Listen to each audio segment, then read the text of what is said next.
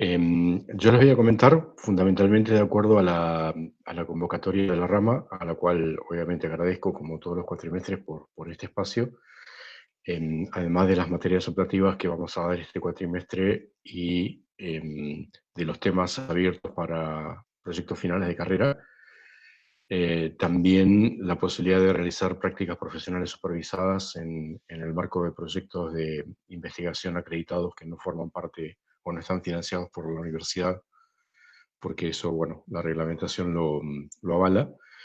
Y también para quienes estén interesados, están abiertas ahora la convocatoria a las becas de estímulo a la vocación científica del SIN, del Consejo Interuniversitario Nacional. Son becas destinadas a alumnos que tengan más del 50% de la carrera aprobado y más de 6 de promedio. Es una beca durante un año. No recuerdo ahora el monto, no es demasiada plata, pero tampoco es poca, es interesante. Y el objetivo es que quienes lo obtienen pueden participar de las actividades de investigación de algún grupo de investigación que tenga un proyecto acreditado, una determinada cantidad de horas semanales, creo que 20 horas semanales o una cantidad así, o 10 horas semanales, no recuerdo. Así que bueno, esos serían los cuatro ejes en los cuales vamos a comentar. Voy a tratar de explicar cada uno en particular. Bueno, esto es una especie de gran hoja de ruta, de mapa en pocas palabras y palabras de 2 letras, de qué es lo que hacemos en los laboratorios del área. Entonces lo podemos pensar como que por fila tenemos diferentes entradas. Las entradas pueden ser imágenes o pueden ser datos, y por columnas tenemos la salida de el producto deseado, que también pueden ser imágenes o pueden ser descripciones.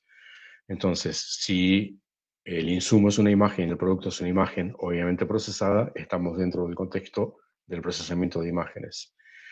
Si la entrada son datos y la salida son imágenes, estamos en el contexto de la computación gráfica, de la visualización, de los juegos serios. Si entramos con una imagen y salimos con una descripción, estamos en el contexto de la visión computacional, y si entramos con datos y salimos con una descripción, estamos en el contexto del aprendizaje de máquina. Esto es un poco porque alguna vez alguna persona comentó que parecían un poco dispersos los proyectos en los cuales estamos trabajando. Es cierto, superficialmente tienen esa posible lectura, pero en realidad subyacentemente lo que está ocurriendo es esto. Bueno, la primera materia optativa que se ofrece básicamente todos los cuatrimestres, porque tenemos afortunadamente interesados en todos los cuatrimestres, es una que se llama Procesamiento Digital de Imágenes o Introducción al Procesamiento Digital de Imágenes, que, bueno, como su nombre lo indica, la idea es trabajar. Ahí tenemos una imagen fotográfica de lo que era el frente del edificio del EM antes de la intervención que se hizo en la fuente el año pasado. Yo creo que se ve mi manito, ¿no? Sí, sí, sí. Entonces, fíjense que hay una línea negra que está puesta ahí. Esa línea negra es una scanline que hemos elegido, y abajo en ese mapita está pintado el nivel de R, G y B para cada píxel de esa línea de barrido, como funciones. Entonces, bueno, se ve en la zona donde la imagen ahí en ese lugar es blanca, el R, el G y el B son altos; donde la imagen es muy oscura, el R, el G y el B son bajos; donde es anaranjada, por decirlo de alguna manera, el R es alto, el G es medio, el B es bajo. Esto, bueno, básicamente lo que hace es mostrarnos cómo es la anatomía de una imagen digital. Una imagen digital básicamente es una matriz de números. Estas slides, obviamente, después se las comparto a la gente de la rama para que después la transmita a quienes estén interesados. No vamos a gastar tiempo ahora describiendo toda la temática está puesta aquí. Básicamente podríamos decir que tenemos desde cosas muy básicas que forman los filtros más elementales, como el filtrado por convolución o el procesamiento del histograma de luminancias para modificar el brillo del contraste, a las cosas de más alto nivel, como la identificación, el reconocimiento, que básicamente son ya cercanos al aprendizaje de máquina. Ahí simplemente, como para que se entienda un poco de qué se trata, les muestro un ejemplo de una técnica que se llama procesamiento espectral, que se basa en la transformada discreta de Fourier en 2D de la imagen. Tenemos una imagen que está desenfocada, tiene un tipo de desenfoque que se puede identificar y se puede caracterizar en la transformada de Fourier de la imagen, porque esta transformada de Fourier que tenemos aquí es la característica de una función circular, sería el point spread function de algo que tiene una especie de gaussianización. Entonces, bueno, obviamente, aplicando la transformación inversa, la deconvolución, se puede hacer la remoción de ese blur y ver cosas que en principio en la imagen original no se veían. Bueno, obviamente con artificios como se ven a los costados o donde hay atributos impulsivos, eso genera algún tipo de cuestión. Bueno, la materia está llena de ejemplos de este estilo. Este cuatrimestre iniciamos una nueva materia optativa, es la primera vez que la dictamos para el grado. La vamos a dictar primero como tópicos especiales y en función de la receptividad que tenga, probablemente lo solicitemos como permanente. Una materia de aprendizaje de máquina.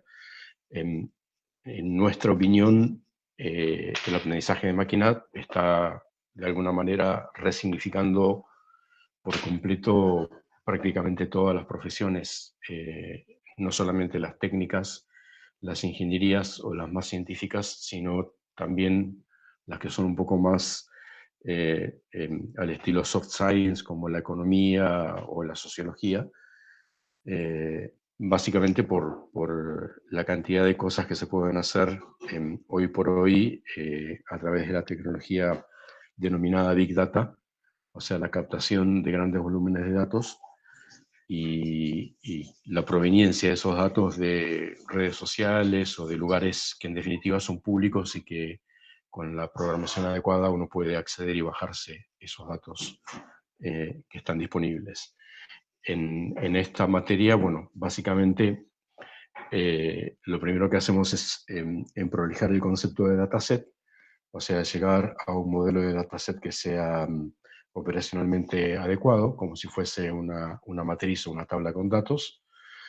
Luego, de alguna manera, relacionar el tema de aprendizaje de máquina con su precursor natural, que es la estadística, la inferencia estadística, para luego entrar a lo que se denominan los modelos característicos del aprendizaje de máquina, que digamos hay 4 grandes y después algunos otros. Los 4 grandes son clasificación, regresión, clustering y reducción de dimensionalidad.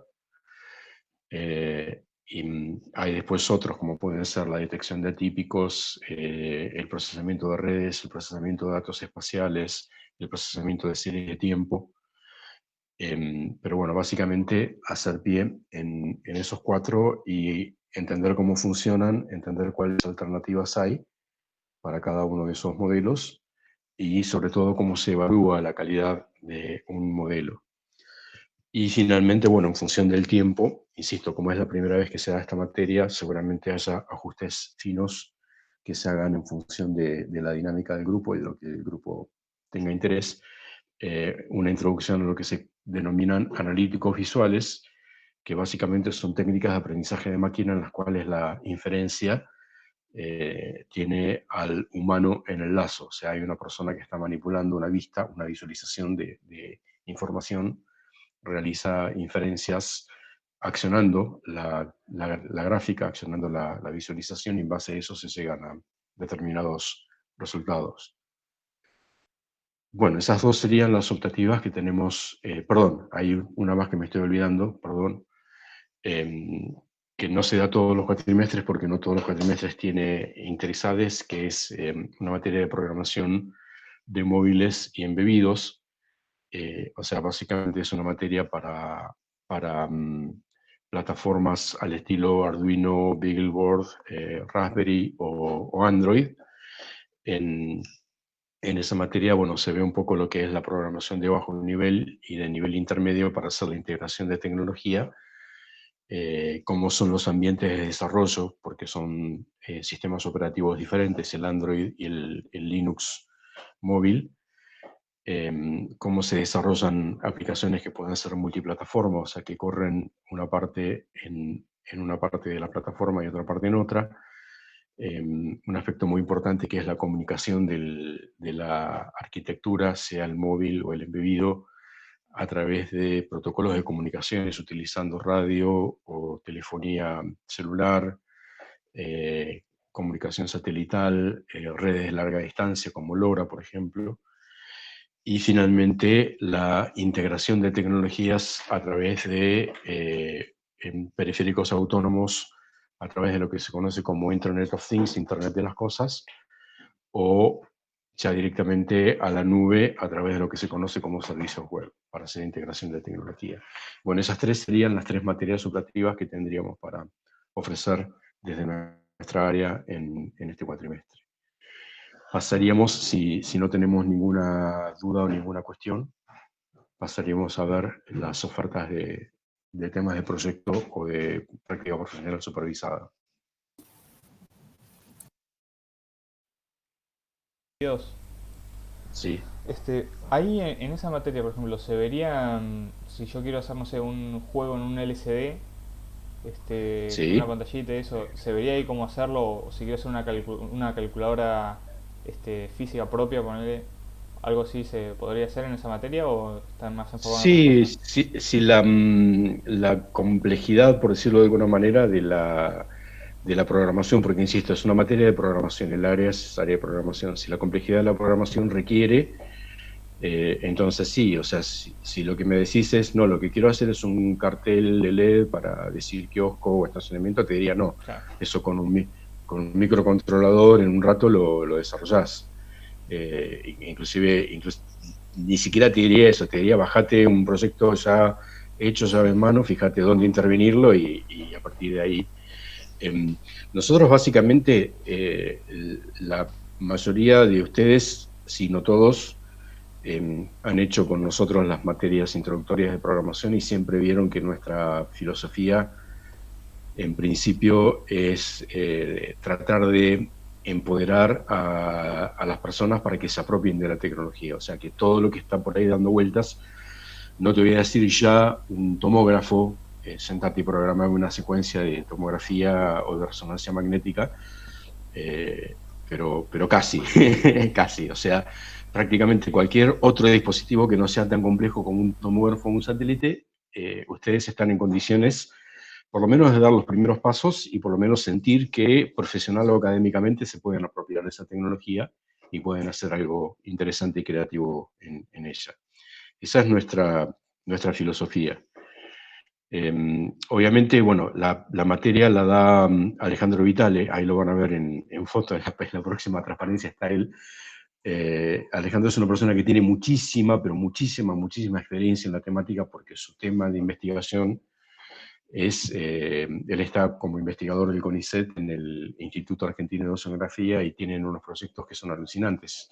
Han desarrollado boyas oceanográficas que se fabrican y se venden a una fracción ridículamente baja del costo que tienen en el mercado internacional, donde todo, absolutamente todo, está diseñado, desarrollado y fabricado en el instituto, ¿sí? Con tornería, robótica, con impresión 3D, etcétera, etcétera. Los sensores de radiación, los sensores de contaminación, obviamente, temperatura, viento, etcétera, etcétera. Entonces Alejandro tiene una experiencia extraordinaria en lo que tiene que ver con integración de tecnologías.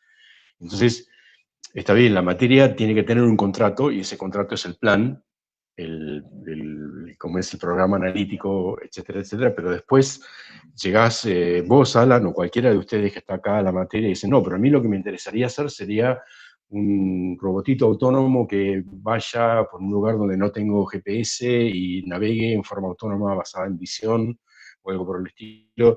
Y eso no lo puedes poner en un programa porque la cantidad de casos y de posibilidades es enorme, es explosivamente combinatoria. Entonces, la idea es que sea un espacio creativo, ¿sí? Que aparezcan con problemas. En general, todas las materias optativas tienen esa característica. En la de aprendizaje de máquina, una de las ideas es hacer como trabajos prácticos, participar en las competencias de Kaggle, que es un sitio que deposita datasets y tiene premios en dinero y en fama. Qué sé yo, para darnos una idea, un desafío que hubo hace muy poco era identificar ballenas a partir de fotos. Sí, las ballenas tienen en la parte de arriba unas incrustaciones calcáreas que se llaman callos, que son como las huellas digitales. El oceanógrafo o el biólogo que la mira se da cuenta cuál es, porque no hay dos que sean iguales. Entonces te daban un dataset y había que hacer un reconocedor que te decía cuál era cuál.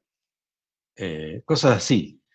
Insisto, son todas cosas que son totalmente accesibles y que forman parte de lo que es la actividad profesional contemporánea. O sea, hoy por hoy, cualquiera de ustedes que vaya al mundo profesional o al mundo académico a trabajar, necesariamente, aunque no desarrolle cosas, necesariamente tiene que trabajar o con hardware embebido, o con aprendizaje de máquina, o con imágenes. Las imágenes están prácticamente en todo, son totalmente transversales a todo tipo de tecnología.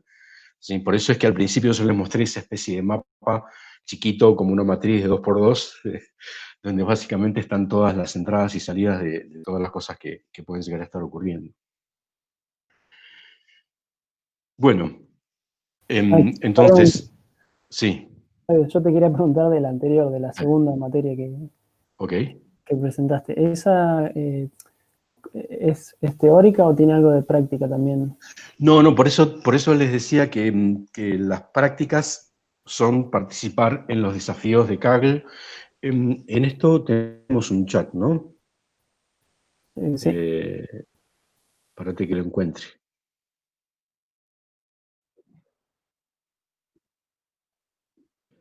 Claro, lo que pasa es que como estoy compartiendo pantalla no me permite... Si yo te pongo la página, ¿es lo que crees? Sí. ¿Dónde está Laura, Clau? Ah, perfecto. Sí, Pues yo muchas gracias. Ahí al lado, Laura. Muchas gracias, Ah, Daniel. ahí, Y Laura. si ustedes entran a ese lugar, hay otros, obviamente, pero en ese lugar hay depositados datasets de la vida real, o sea, de empresas o de instituciones que tienen problemas de ciencia de datos específicos. Un problema de ciencia de datos específico, simplemente para ser muy crudo, es yo tengo un sistema de usuarios, ¿sí? O sea, yo ofrezco un servicio X. En mi plataforma tengo un sistema de usuarios donde mis usuarios se hacen el login, interactúan y suponete me pagan o me mandan mensajes cada vez que tienen algún problema, etcétera, etcétera. Entonces, una de las cosas más importantes que hace cualquier empresa o institución de por hoy es perfilar a los usuarios, o sea, tratar de agruparlos de acuerdo a algún tipo de criterio, que a veces el criterio es totalmente opaco. O sea, vos imaginate que quieras agrupar a los usuarios de Facebook o a los clientes en Mercado Libre, ese tipo de cosas. No tenés un criterio transparente. O los criterios transparentes que tenés no te llevan a ningún lado. Hacerlo por región geográfica, por género, por edad, no te lleva a ningún lado. Las personas se comportan en forma parecida por razones totalmente opacas. Los sociólogos lo saben. Si acaso, si los sociólogos te hablan de los hipsters, de los millennials, ahora tendremos a los pandemias con sus hábitos diferentes. Pero bueno, ¿vos por qué querés hacer ese perfilado? Y porque de acuerdo al perfilado vos le das una atención específica que es de mucha mejor calidad, el cliente se siente mucho mejor atendido porque se siente más rápidamente comprendido que si le tenés que explicar paso a paso, centímetro a centímetro, todo, o él te tiene que explicar, o ella te tiene que explicar paso a paso todo lo que tiene que hacer. Primera cuestión. Segunda cuestión, tener clientes perfilados inmediatamente permite que cuando tengas un nuevo cliente ya sepas qué le vas a ofrecer. ¿Sí? Segundos antes de que aprietes el botón comprar, ya está sonando el timbre en la puerta con el cadete que dice, acá está lo que ustedes estaban por comprar. ¿Sí? Ya está pasando eso, ¿no es cierto? Ya saben ustedes que Amazon hace predictivos. Bueno, todas esas cosas están ocurriendo en la vida real. Son parte de la ciencia, parte de la ingeniería, parte de las empresas, parte del emprendedorismo. Y nosotros no lo podemos ignorar, porque si lo ignoramos lo vamos a tener que contratar. Y en este momento, si ustedes entran a las consultoras, por ejemplo, estoy pensando en alguna consultora profesional, Gartner, por ejemplo, ¿sí? Acá en Argentina no sé si hay consultoras, pero en Estados Unidos la más importante se llama Gartner.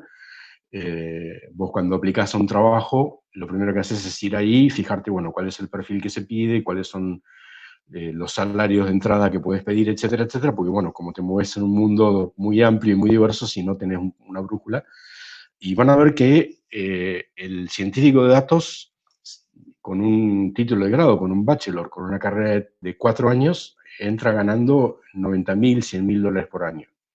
Cuando el que le sigue, que es el ingeniero de software, está en 75.000 y el ingeniero electrónico en 65.000. Sí, bueno, evidentemente, el principio de delegar las tareas que puede hacer una persona con un sueldo más bajo que uno no estaría funcionando en este criterio.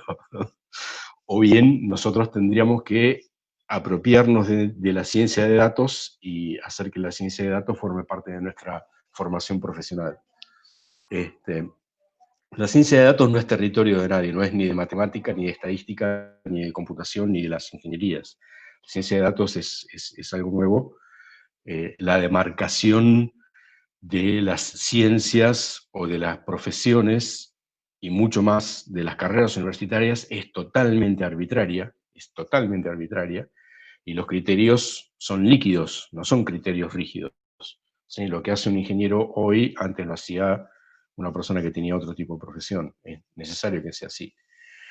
Entonces, bueno, volviendo a la consulta de Juan, sí, la materia es totalmente práctica.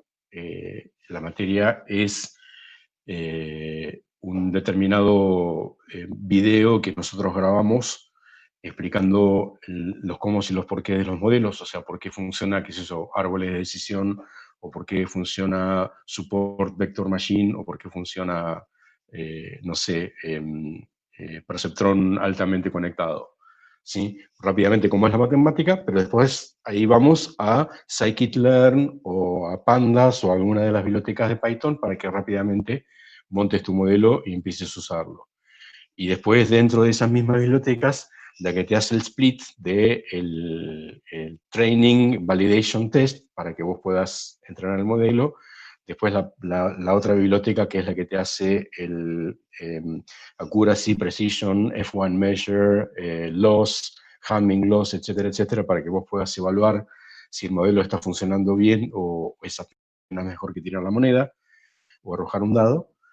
Y después bajamos el dataset de Kaggle, que ya está pasteurizado, que esa es una de las cosas grandiosas que están ocurriendo que en los últimos 10 años, que es los grupos científicos y las empresas te bajan los datasets y te los dejan ya en un formato, no te digo llave de mano, pero casi, para que vos lo levantes en Colab o lo levantes en GitHub o lo que sea, y por eso aparece Jupyter, porque Jupyter es Julia, Python, R, ¿sí? Los 3 lenguajes. Bueno, esa entonces era la pregunta que había hecho Juan respecto a que si la materia es práctica. La respuesta es sí, es totalmente práctica. Bueno, ya yendo para lo que serían, cuando ustedes vean acá arriba que dice proyecto /PPS, es porque el marco es algún proyecto de investigación acreditado que permite tomar alumnos para hacer la práctica profesional. La persona que está ahí es Alejandro, que yo les comentaba recién, y acá tenemos algunos de los dispositivos que tenemos para la actividad de este proyecto, que, bueno, tiene una gran cantidad de cosas que hacemos, pero bueno, lo más interesante está relacionado con el desarrollo de autónomos o el uso de autónomos. Este es un SUAV, o sea, es un avión básicamente autopilotado. Esto tiene más o menos punta a punta 2,50 metros y 2,80 de largo. Permite llevar aparatología bastante intensa. Tenemos cámaras hiperespectrales para montar, etcétera, etcétera. Y este de acá es un catamarán autopilotado que en la pancita tiene un sonar y se usa para hacer evaluaciones de profundidad. Entonces, bueno, hay una gran cantidad de cosas que se están haciendo dentro de este proyecto que tienen que ver básicamente con lo que es caracterizar la dinámica costera, el transporte de sedimentos o cosas como, por ejemplo, cambian de lugar los médanos en la playa de Pehuenco, o aparecen canales de marea que hace que sea peligroso bañarse cuando hay pleamar porque te arrastra para adentro cuando va subiendo el lago. Bueno, hay toda una serie de cosas bastante interesante y compleja para trabajar con este tema. Una de las tecnologías por ahí más interesantes que se requieren acá es lo que se conoce como nube de puntos. Las nubes de puntos son, como su nombre lo indica, puntos X, Y, Z que flotan en el espacio. Esos puntos normalmente se obtienen a través de muchas fotos o directamente de un video utilizando una técnica que se llama fotogrametría, que en función de 2 o más tomas de un mismo punto infiere por paralaje, ¿no? Por triangulación, infiere la posición del punto y, bueno, permite hacer captaciones de objetos en 3D. Bueno, otro espacio para trabajo final de proyecto o para práctica profesional supervisada es un proyecto muy grande que tenemos con la Bolsa de Cereales y Productos de Bahía Blanca. Básicamente esto está por salir al público en cuestión de días. Es una plataforma que se llama Agroinfinito, que la idea es que funcione como una especie de red social de los actores del sistema agroproductivo de la región, desde los productores, los acopiadores, las agronomías, las cerealeras, la misma bolsa o los mercados. Entonces esto hace dos cosas. Por un lado,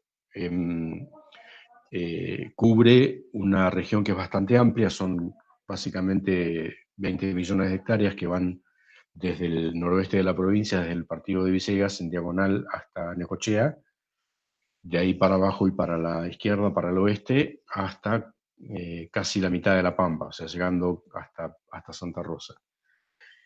Ahí hay más o menos 8 millones de hectáreas agroproductivas de la gruesa y de la fina o de invernada.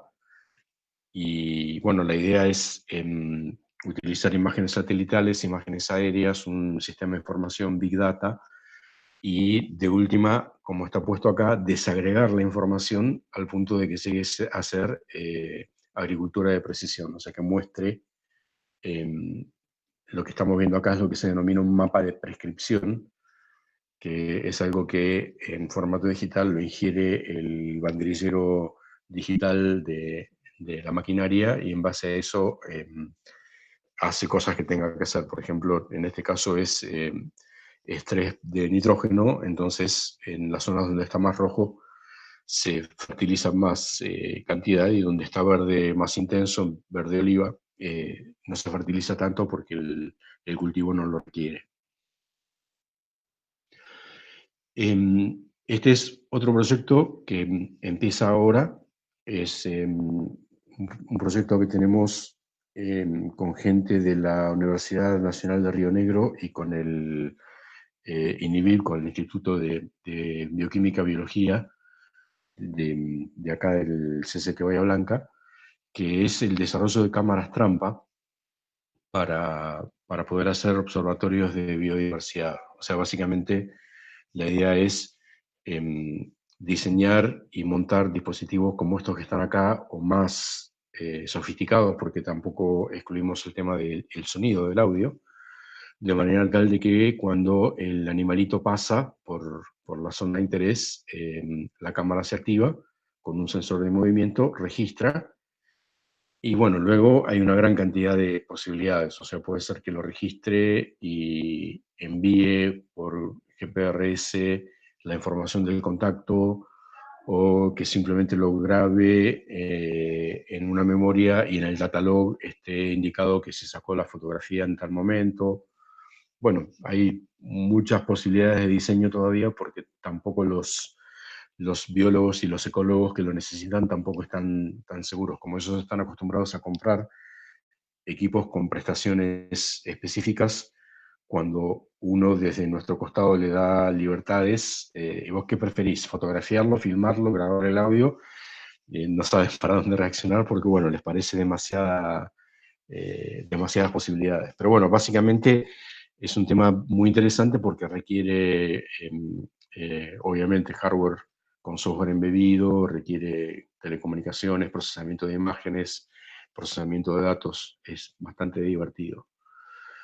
Otro proyecto que tenemos es con gente de Puerto Madryn, que trabaja a su vez con otros investigadores, biólogos marinos en Brasil.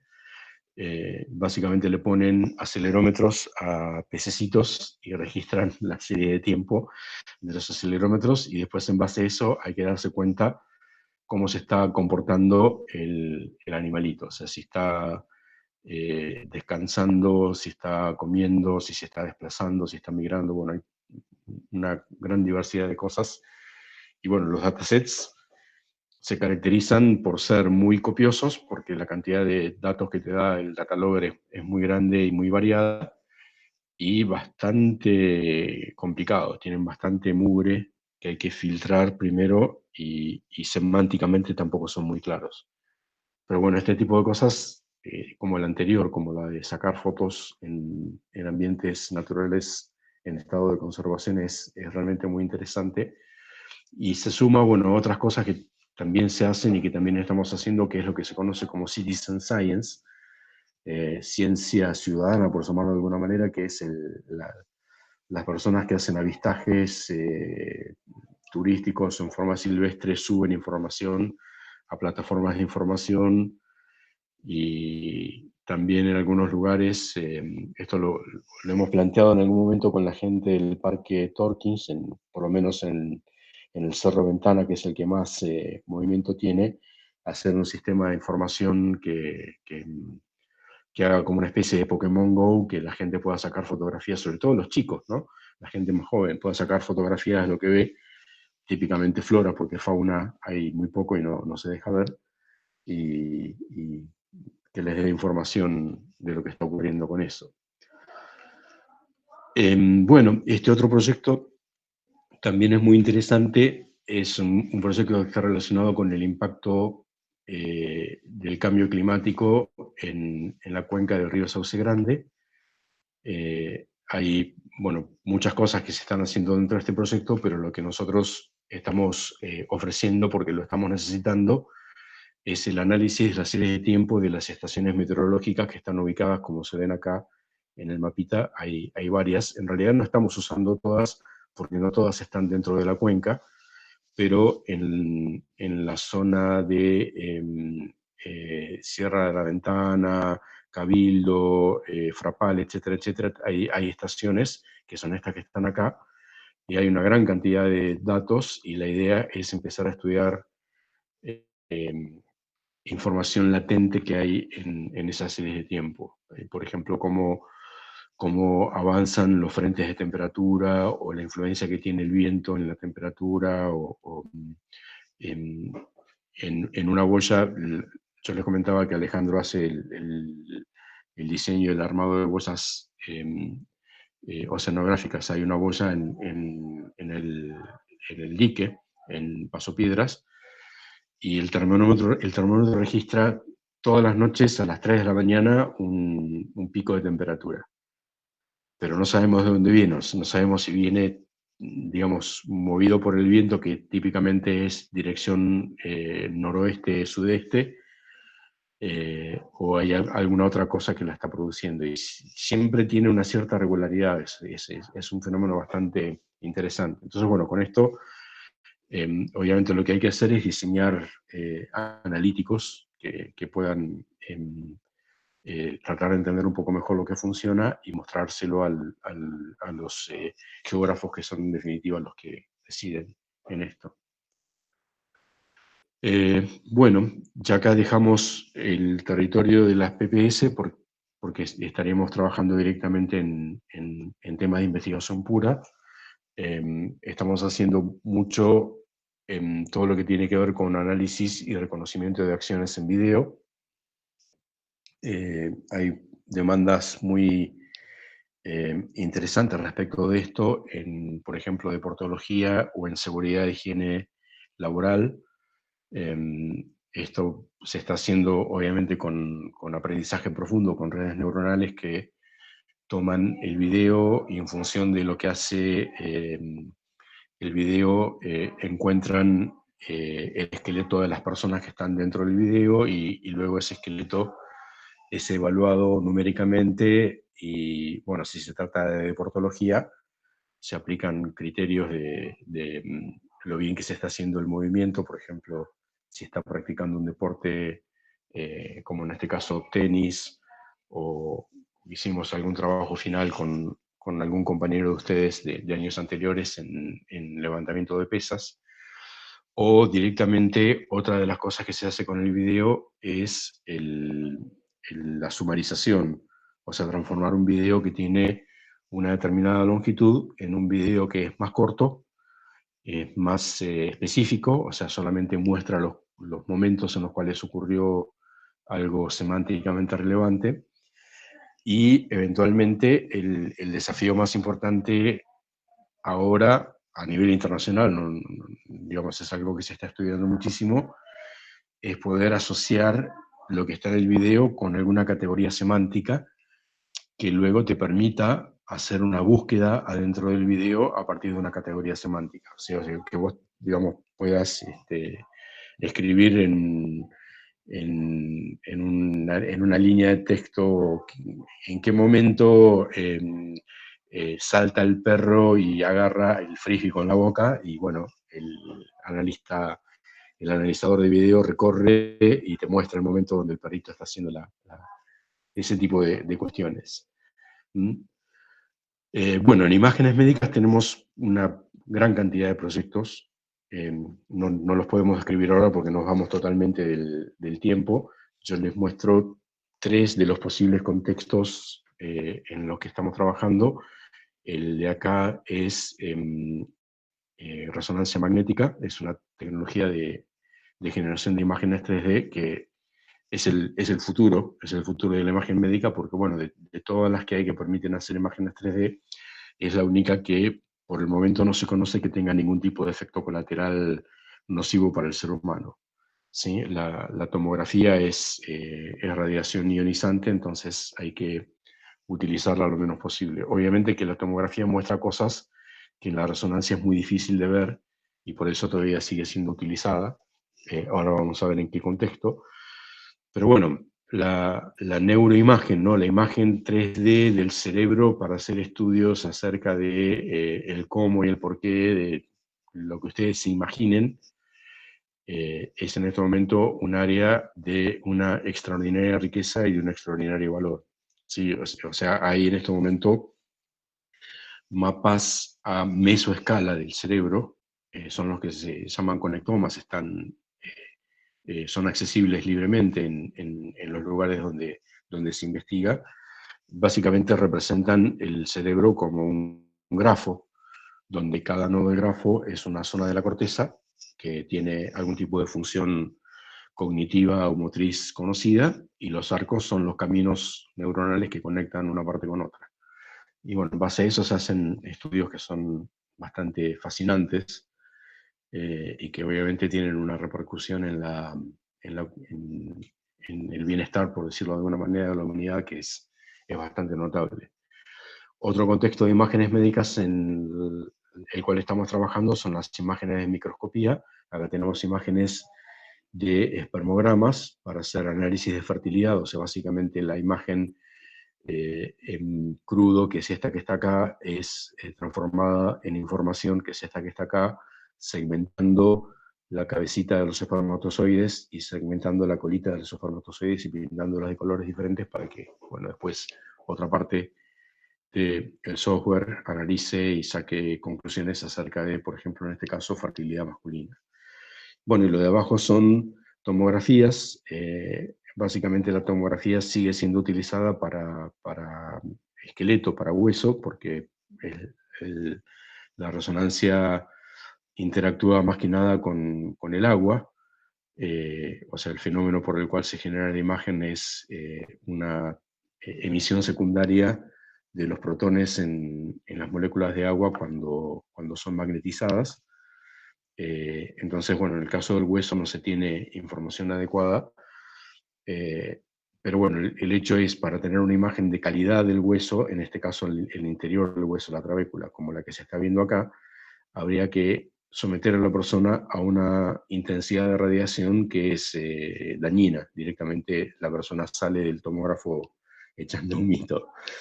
En una tomografía de uso clínico, lo que se ve en la imagen es esto, y bueno, la inferencia de la salud del hueso a partir de una imagen como esta es dudosa, es muy dudosa, porque la calidad de la imagen es muy baja. ¿Sí? Al emitir fotones con menos energía o al emitir menos fotones, la captación de la imagen es de menos calidad, y bueno, eso hace que el estudio clínico sea más impreciso, tenga menos foco. Entonces, bueno, hay una gran cantidad de cosas que se están queriendo hacer en esto, ¿sí? Reducir el ruido, aumentar la resolución, utilizar algún tipo de filtrado de Wiener o filtrado de Kalman o algo por el estilo que infiera cosas a partir de lo que se ve. Bueno, hay toda una serie de cuestiones que son realmente muy interesantes. También estamos trabajando en lo que son las interfaces naturales. Aquí estamos mostrando a la izquierda lo que se ve con Kinect, que muchos de ustedes deben conocer, y a la derecha lo que se ve con Leap Motion, que es también un sensor muy usado hoy por hoy, que básicamente está pensado para un área de captación muy pequeña. Suponete un cubo de 50 por 50 por 50 centímetros, dentro del cual, si vos colocas la mano, el SDK directamente te encuentra las articulaciones adentro de la mano y te da el X y Z versus T de lo que tenés ahí. Bueno, con ambas cosas se pueden hacer muchas cosas. Probablemente una de las más interesantes es poder hacer cosas que permitan que personas con movilidad reducida o con problemas neuromotrices se puedan comunicar a través de la computadora. Personas por ahí que tienen algún tipo de restricción neurológica o algo por el estilo. Pero bueno, de pronto si alguna persona aparece con la idea de decir, bueno, pero a mí me interesaría hacer algo que sea como un director de orquesta, que cuando yo muevo la mano me modula el sonido o el tiempo, lo que sea, bienvenido sea. Hemos hecho algún experimento con eso, algún alumno de años anteriores ha trabajado con ese tipo de ideas. Nosotros somos totalmente receptivos a ese tipo de cuestiones. Otro proyecto muy interesante, muchos de ustedes seguramente lo hayan tenido, Gustavo Gazzaneo, de profe en física. Él y su grupo está trabajando en seguimiento ocular, en protocolos de resolución de problemas. Yo acá les muestro muy crudamente cómo es la problemática. La problemática es, vos acá tenés en rojo pintado lo que el eye tracker fue mostrando que hacía la persona cuando resolvía el problema de las 10 diferencias. ¿Sí? Básicamente, en este problema, el experimentando mira y aprieta un botoncito, o dice algo, hace algo, cuando encuentra una diferencia entre la imagen de la izquierda y de la derecha. Uno lo mira y lo ve como una trayectoria, pero en realidad cuando vos ves que la imagen tiene como grumitos, si ese grumito lo amplias, se ve que aparece esto que está acá. ¿Sí? Esto que está acá es lo que se conoce como fijación, y lo que se ve macroscópicamente son lo que se denominan sacadas. ¿Sí? Es muy complejo, el tema tiene una riqueza extraordinaria, no la vamos a mencionar ni cerca, pero bueno, una cosa que hicimos con un compañero de ustedes el año pasado fue un análisis de las trayectorias utilizando teoría estadística de la complejidad, básicamente entropías y ese tipo de cosas, y el resultado que obtuvimos es, se pueden agrupar a las personas, como están puestas acá en triangulitos o en rombitos, se pueden agrupar a las personas de acuerdo a la complejidad de sus trayectorias. Y ese agrupamiento es estable a lo largo del tipo de experimentos. O sea, vos le sacás ese experimento y le das otro experimento donde tiene que leer y responder un multiple choice, y las personas que tienen cierto estilo de complejidad siguen teniendo el mismo, y las que tienen otro estilo siguen teniendo el otro. Y eso abre una puerta medio friki, que es, y bueno, evidentemente hay algo ahí adentro que se puede determinar a partir de cómo la persona mira, ¿no? Esto lamentablemente forma parte de la triste realidad, y es, si hoy por hoy, con eso que yo les mostraba de análisis de video, si hoy por hoy uno filma a una persona y registra cómo son sus patrones de movimiento, viendo las curvitas, puedes hacer bioreconocimiento. ¿Sí? Vieron que uno hasta cierto punto ve una persona caminando en la penumbra y se da cuenta quién es por cómo camina. Bueno, eso la máquina también lo puede hacer. Hemos hecho también el experimento con reconocimiento de orejas, y también funciona bastante bien. Inclusive la oreja es mejor todavía que la cara, porque la cara la persona tiene que colaborar para que le escanees la cara. Ahora, si vos pones una cámara en la entrada que te saca una foto de costado, vos no te das cuenta que te están midiendo. Bueno, hay toda una serie de cosas que hacen que el monitoreo invasivo sea bastante posible hoy por hoy. Todo esto, como tantas otras cosas, ¿no? Son... a ver, las tecnologías no son ni buenas ni malas, sino que depende de cómo se usen, ¿no? Si esto se usa para bien, está muy bueno, porque el banco no te va a empezar a pedir que cambies la contraseña cada 6 meses, porque cuando vos abras la app en el celular, directamente vas a ver que sos vos por cómo movés el dedo ahí arriba, ¿sí? Ese sería el uso loable de la biometría. El uso no loable de la biometría es, ¿cómo es? Te espío a la gente. Sí, ahí Sol me está queriendo hacer una pregunta.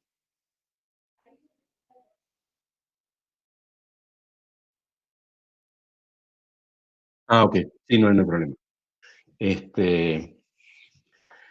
Claro, porque ya son las 6. Igual creo que esto es todo, así que siento que son las 6, no los retengo más. Perdón por los minutos que se cortó la comunicación. Estoy usando el celular ahora, estoy usando 4G para poder...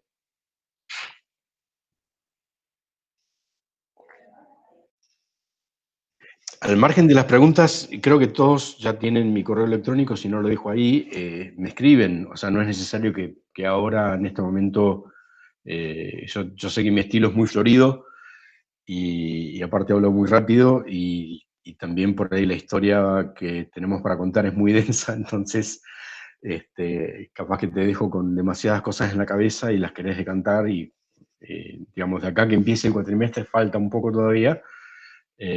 Cada uno de ustedes lo piensa con tranquilidad, lo elabora y se contacta con nosotros. Yo le comparto a Matías y a Alan las transparencias para que las comparta con ustedes. Así que bueno, les agradezco mucho la oportunidad, y bueno, nos vemos las veces que necesiten.